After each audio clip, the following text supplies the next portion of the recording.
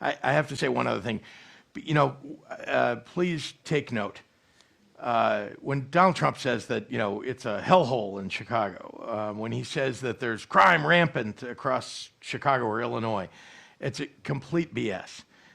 Number one, we're in the top half of states, 19th, in terms of safety, 19th, right? So we're in the top half of states. There's a whole bunch of states that are much worse than we are. Like Texas. For violent crime, like Texas. And Chicago is not in the top 25 or 30 cities in terms of violent crime. So, and look at who's at the top, by the way. Several cities in Florida, several cities in Texas. But he doesn't talk about any of those places. He only talks about sending them to Portland, to LA, to Washington, D.C., to Chicago. What do they all have in common? So why do you think he does that? What are you saying? Let's make it clear. Aside from the fact that he's out of his mind and has dementia, it's clear to me that he is targeting Democratic cities, blue cities, and especially blue cities in blue states. There are blue cities in red states, but he's targeting blue cities in blue states, and particularly blue governors, Democratic governors.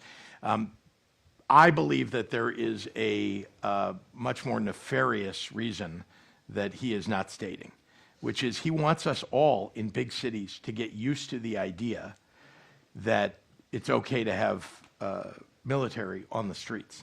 Why? Because next year there's an election, and he's going to leave a lot of these folks in place.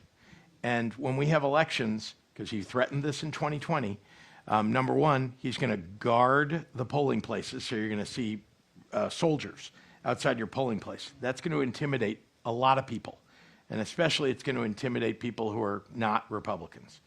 And it's also going to intimidate. It's also going to intimidate people afterward. When more than intimidate, Michael Flynn in 2020 said that he should confiscate the ballot boxes in order to count the ballots himself. I believe that was when he said, "Stop the steal." Count the ballots themselves. So what I think is they are planning to do is to get ready to do something like that if he is not winning the Congress in 2026. So I was going to ask you, both of you, what the worst case scenario is for all of this. I'm sure you sort of think this through. That's your jobs, to think through things like that. I hope that was it. I was wondering if that's it. Did you just lay it out, or you think there could be? I don't know. I don't think I'm paranoid. I was saying to Tim earlier that I'm not a conspiracy theory guy, so it's unusual for me to say something like what I just said.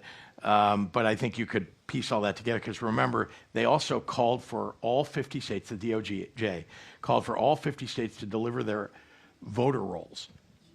Why?